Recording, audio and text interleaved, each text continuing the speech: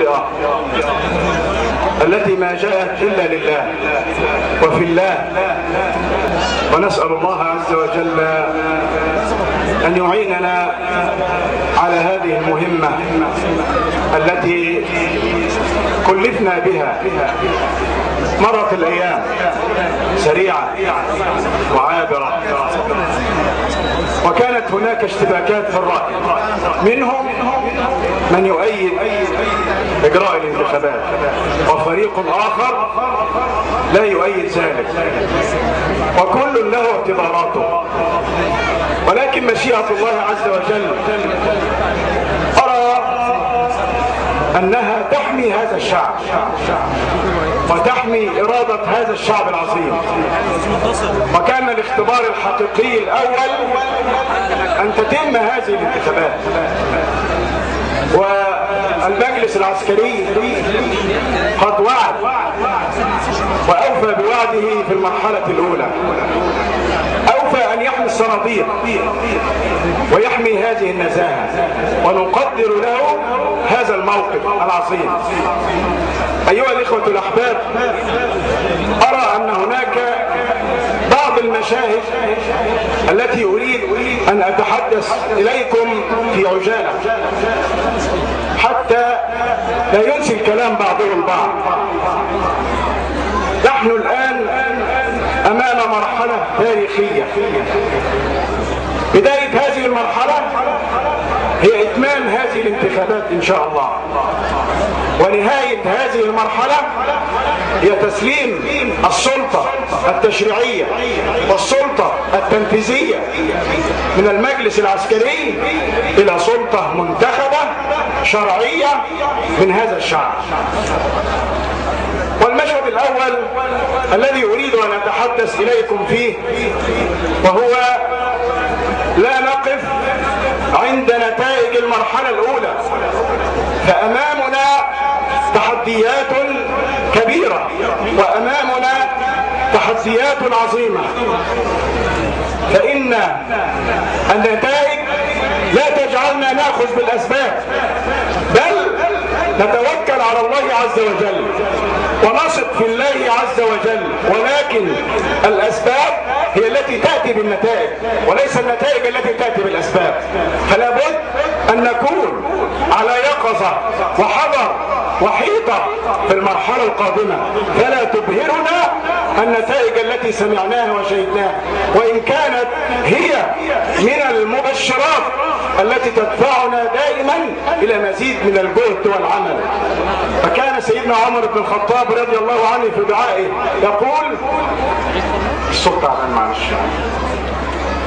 اللهم لا تدعنا في غمرة ولا تأخذنا على غرة ولا تجعلنا من الغافلين. أيها الإخوة والأخوات، نحن الآن نسطر تاريخ جديد لمصر. نحن الآن نبني دولة حرة قوية نحدد فيها مستقبل الأجيال والأجيال القادمة. فلا تغيب عنكم هذه المهمة ولا تنشغلوا إلا بها، فنحن أمام مرحلة كما قال الحاج شفيق تاريخية لن يسامحنا فيها أحد إذا قصرنا.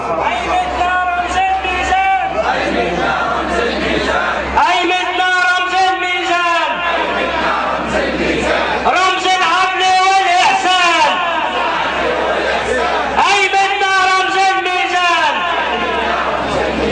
رمز العدل والإحسان.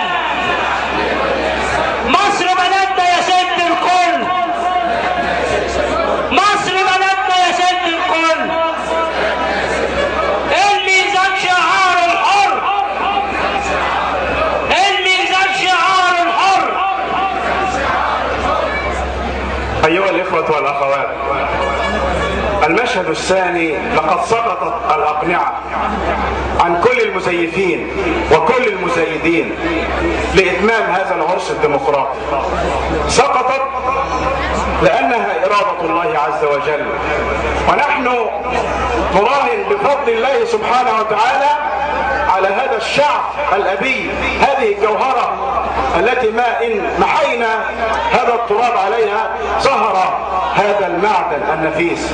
سقطت بكل ما فيها، بكل وسائلها، بكل قوتها، وظهر الشعب. نحن الآن أيها الإخوة الأحباب أمام تحديات حقيقية.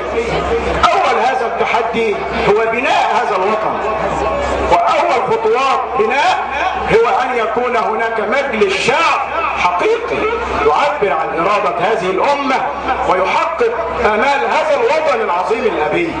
البداية إن صحت فإن شاء الله تكون هناك النهاية صحيحة.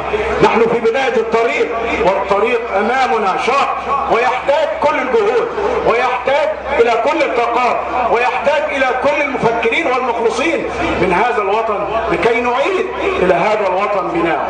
أيها الإخوة الأحباب، لا تنقصنا موارد، ولا ينقصنا أشخاص، ولا ينقصنا أفراد، كل ذلك موجود في مصر، ولكن كان ينقصنا في السابق هي الإرادة التي تعبر عن هذا الشعب عن طريق شرعي، ألا وهي الإرادة السياسية.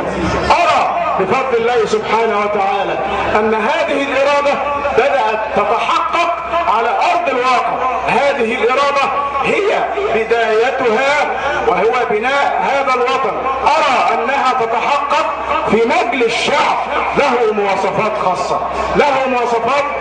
نحن نريد مجلس شعب ليس مجرد تصويت لأي إنسان، ولكن مجلس الشعب القادم لابد أن يعبر عن إرادة هذه الأمة.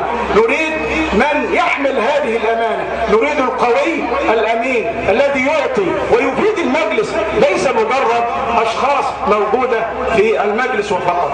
أرى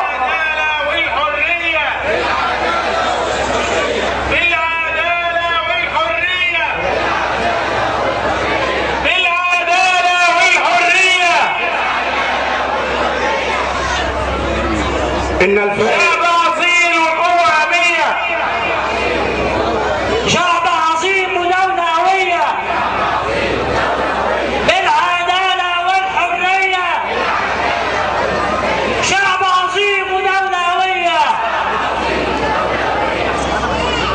إن الفائز الحقيقي في هذه المرحلة ليس حزبا من الأحزاب، وإنما الفائز الحقيقي هي مصر. الفائز الحقيقي إن شاء الله هو الشعب المصري الذي ضحى من أجل هذه اللحظة، وأن يعيش هذه المرحلة بكل ما فيها من تحديات.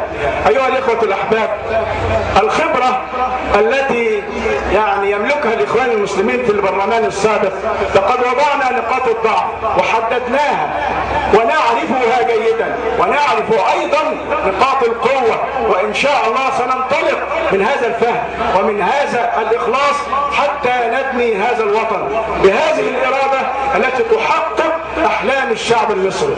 قالوا عنا في المرحلة الأولى أن التصويت كان فيه ضغط وفيه مفيش أي مبررات استطاعوا أن يقدموها إلا أنهم لم يعترفوا بخسارتهم، ولكننا نقول إن الشعب المصري الأبي، إن الشعب المصري الوفي الذي التف حول من يملكون الإرادة، حول من يحبونهم، حول من يجدوا فيهم الإخلاص، فأعطوا لهم صوتهم. وإن شاء الله المرحلة القادمة ستكون أفضل وأحسن من المراحل السابقة، ولكن يبقى الجهد، فإن الله سبحانه وتعالى يعطي لمن يجتهد بقدر جهده لا بقدر كلامه وتصوراته. أيها الإخوة الأحباب، المشهد الثالث والأخير الذي هذا من نفسي أحب أن أتحدث إليكم فيه. المشهد الثالث أيها الإخوة الأحباب، أرى كل من يشككون في قدرات الإخوان المسلمين وحزب الحرية والعدالة وأنهم يستطيعون في المساجد وغيره، أقول لهم حسبكم، فهذا التاريخ شاهد علينا، حسبكم، فهذه الميادين تشهد علينا من منظمات المجتمع المدني والنقابات العمالية والنقابات المهنية، والشعب المصري يشهد بكفاءة هؤلاء.